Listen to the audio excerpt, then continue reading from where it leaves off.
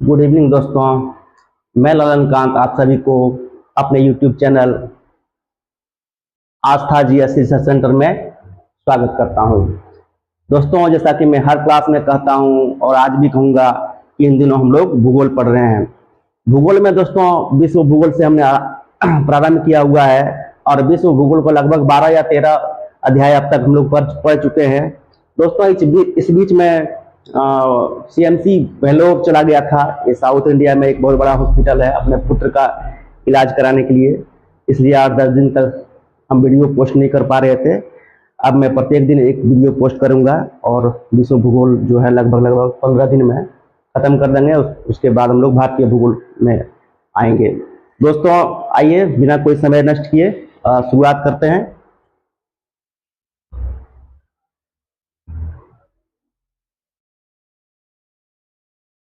दोस्तों, जो अब तक हम लोग अध्याय पढ़ चुके हैं उसके बारे में थोड़ा सा मैं रिकैप करा देना चाहूंगा।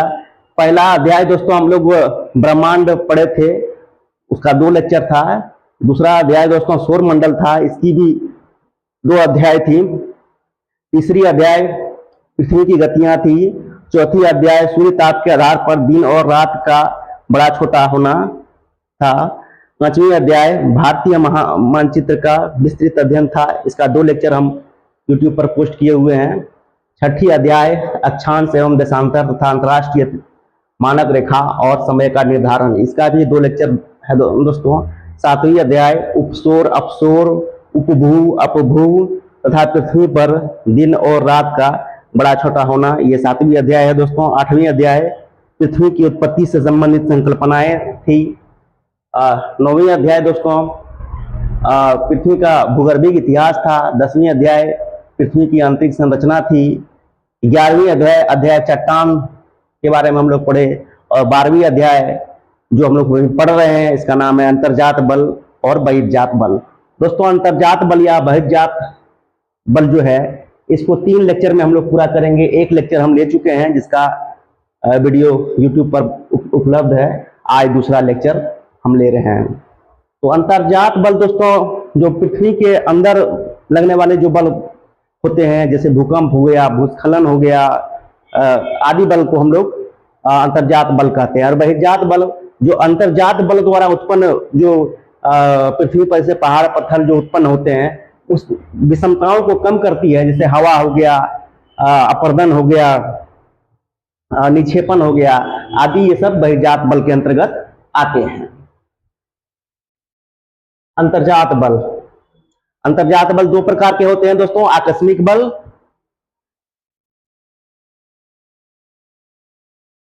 और दीर्घकालीन संचलन बल।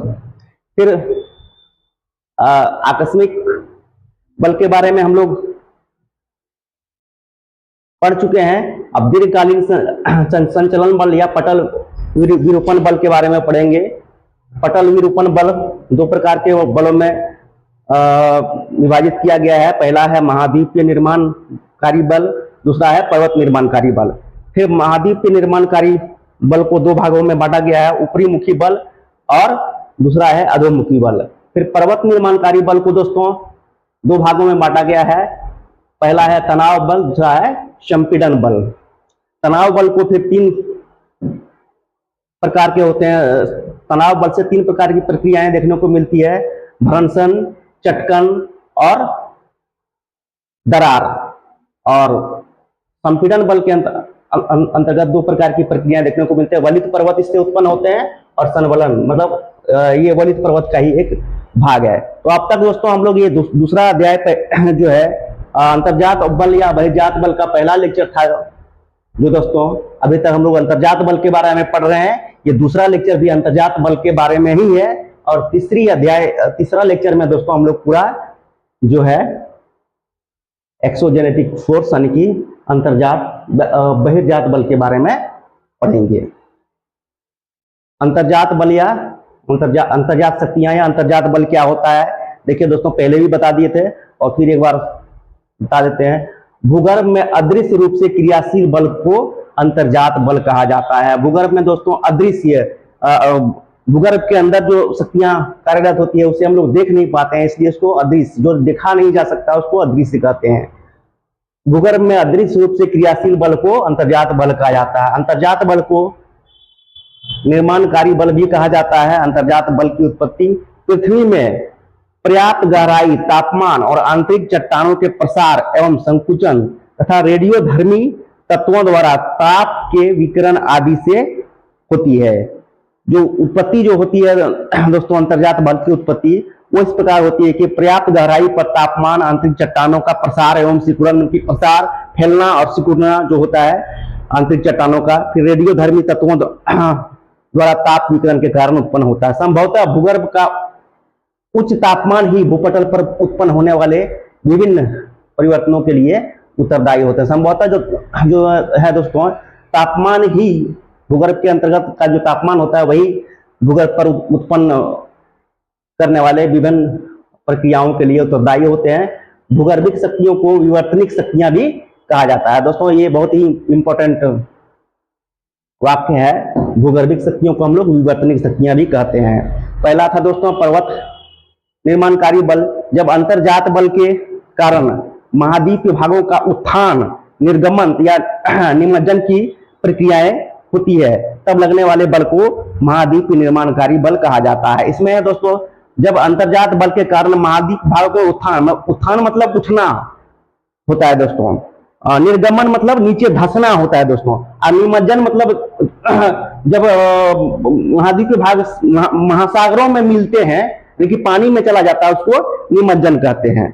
की क्रियाएं जब होती है तब लगने वाले बल को महाद्वीपीय निर्माणकारी बल कहा जाता है।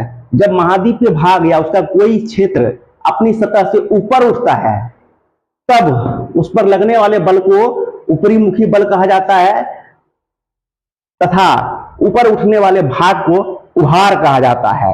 पूरा दोस्तों पूरा कॉन्सेप्ट क्लियर हो जाएगा, ढंग से एक बार पढ़ेंगे तो पूरा कॉन्सेप्ट क्लियर हो जाएगा, क्योंकि मेरा एक खुद का हैंड रिटन में लिखा गया है और काफी यूनिक है। एक बार पढ़ेंगे तो पूरा क्लियर हो जाएगा और साधारण भाषा में हम लिखते हैं ताकि विद्यार्थियों को पढ़ने में किसी प्रकार का दिक्कत ना हो। इसके विपरीत जब महाद्वीपीय भागों का धसाव होता है, जब गड्ढा बहुत ज्यादा खाई उत्पन्न होता है दोस्तों, तब कार्य करने वाले को अधोमुखी बल कहा जाता है तथा धसाव की क्रिया को अवतलन कहा जाता है। अवतलित हो रहा है, धस रहा है। जब उभार या धसाव महासागरों के अंदर तटीय भागों में होता है तब यह क्रिया निमज्जन कहलाता है। पूरा क्लियर हो गया दोस्तों कंसेप्ट। दूसरा है पर्वत निर्माणकारी बल। जब भूपरपट्टी पर दो प्लेटें एक दूसरे के विपरीत दिशा में गति करती है और एक दूसरे के नजदीक आती है तब पर्वत का निर्माण होता है और इसमें लगने वाले बल को पर्वत निर्माणकारी बल कहा जाता है। यह बल दो प्रकार के होते हैं, तनाव बल और संपीड़न बल। तनाव बल, जब दो प्लेटें एक दूसरे के दिशा में गति करती है, जब दो प्लेटें एक दूसरे की दिशा में गति करती हुई एक दूसरे से दूर भागती है तब इस क्रिया के फलस्वरूप भ्रंश, दरार या चटकने आदि का निर्माण होता है। जब दोस्तों दो प्लेटें एक दूसरे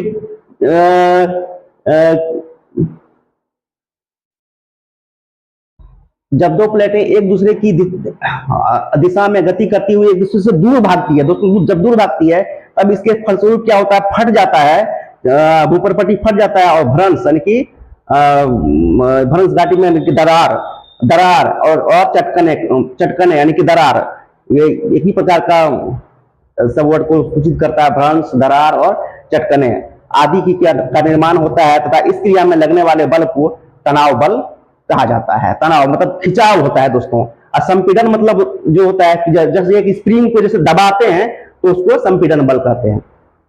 संपीड़न बल, जब दो प्लेटें एक दूसरे के विपरीत दिशा में गति करती हुई एक दूसरे के नजदीक आता है तब धरातल पर बलन या तथा संवलन पड़ जाते हैं तथा इस क्रिया में लगने वाले बल को संपीड़न बल कहा जाता है। इस क्रिया में वलित पर्वत का निर्माण होता है। ये दोस्तों एक प्लेट है, ये दूसरा प्लेट है। जो भारी प्लेट है, भारी प्लेट नीचे चला जाता है और हल्की प्लेट भारी प्लेट पर चढ़ जाता है और इस प्रकार वलित पर्वत का निर्माण होता है। जिस प्रकार अपना हिमालय है दोस्तों, जो कि उत्तर पूर्व की दिशा में जो प्रादीपी पठार का गति करने के कारण और यूरेशियन प्लेट से टकराने के कारण जो है इसका हिमालय पर्वत का निर्माण हुआ है। ये तो दोस्तों प्लेट टेक्टोनिक के हिसाब से जो प्लेटें हैं, भूपरपट्टी पर जो प्लेटें हैं, मुख्य मुख्य प्लेटें इस प्रकार है। ये है यूरेशियन प्लेट, ये दोस्तों सबसे बड़ी प्लेट है यूरेशियन प्लेट। यूरेशियन प्लेट में एशिया और यूरोप सब इसके अंतर्गत आ जाता है, पूरा इंडोनेशिया भी आ जाता है। दूसरा है दोस्तों अफ्रीकन प्लेट, तीसरा है उत्तरी अमेरिकन प्लेट, चौथा है साउथ अमेरिकन प्लेट,